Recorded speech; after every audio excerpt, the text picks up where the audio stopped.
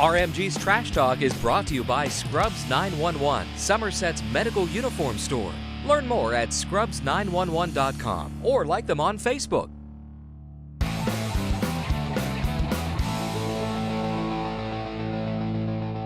Back here at the campus of Greater Johnstown High School for Laurel Highlands Media Day, and right now I have the head coach of the Bishop Guilfoyle Marauders. Coach, we all know what you guys have been doing. Back-to-back state championships, 32-game winning streak. But aside from that, what are your goals for the kids when it comes to on and off the field? We have high expectations of our guys, both on and off the field, and we want our guys to make good choices and do the right thing. So it starts with showing up to workouts, and we've been real fortunate to have some great leaders the last couple of years, and this year is no exception. The guys have really make sure the guys get the workouts, and when they get there that they're working hard, and when your best athletes are the guys that are working the hardest, it's easy to set the tone for success, and that's really where we're at right now as a program, and we hope that continues.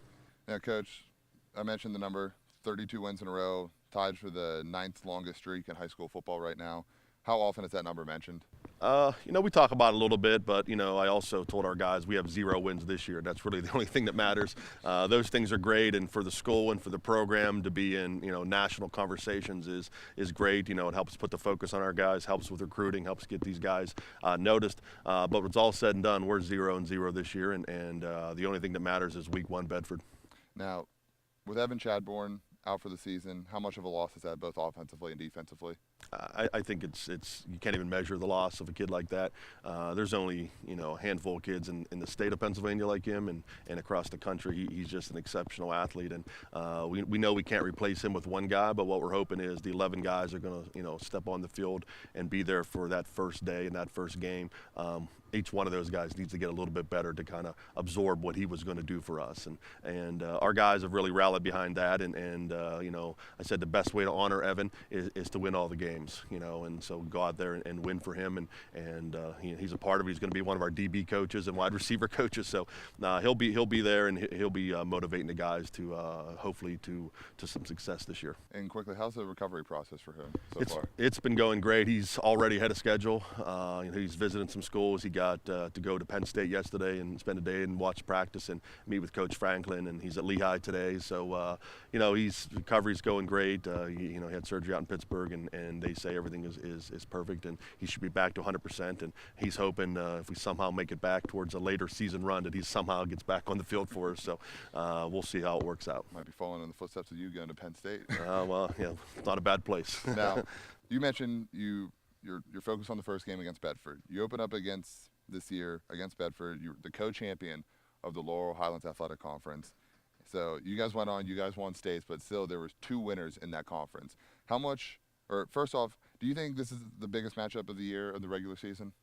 Yeah. I mean, this is for sure. This is a team that Bedford was 11-1 last year and had a close game, had a chance to win that game, and they have a great coach in Kevin Steele, and their guys are used to success. And I told our guys this may be the toughest game we've had in a couple years, just because they're a program that's used to winning. They're a AAA school that has a great coaching staff and a great bunch of athletes. So this is going to be a serious challenge for us, and maybe the biggest challenge. And we both of us have had a lot of success the last couple years, and you get a chance to compete against each other, and for the first time in 3 years, so a little bit of unknowns too. So we'll see how it goes, and we're preparing like this is going to be the toughest challenge of the year. Now, how much would you guys have liked to have played them last year?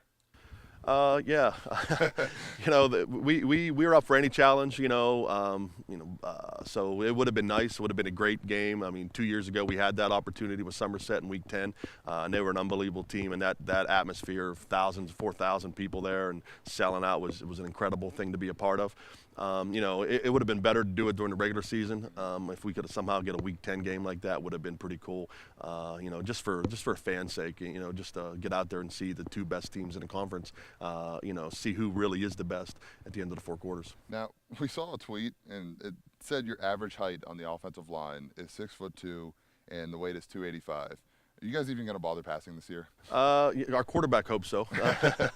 He's a returning starter quarterback and had some really good success this year, some 7-on-7s and throwing the ball. So, yeah, we hope to be balanced. I mean, we are big up front. We returned 3 guys from last year's team from that offensive line, and each one of those guys is 6'2" to 6'4", and right about that 300-pound range. So, those are some great numbers. So we definitely are going to like to run the ball behind those guys. Now, I'll leave you out with this. Who's a player that might not be on anyone's radar for this season on your team?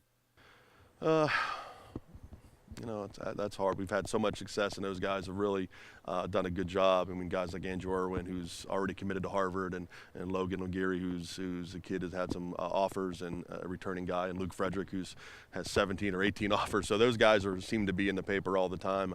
But right now, looking at some of our wide receivers, kids like Michael Barish, who's going to be a return guy for us and play some tailback and slot, might be a kid that people haven't really seen a lot of that probably will this year. Coach, we appreciate the time and good luck for this upcoming season. Thank you. Appreciate it.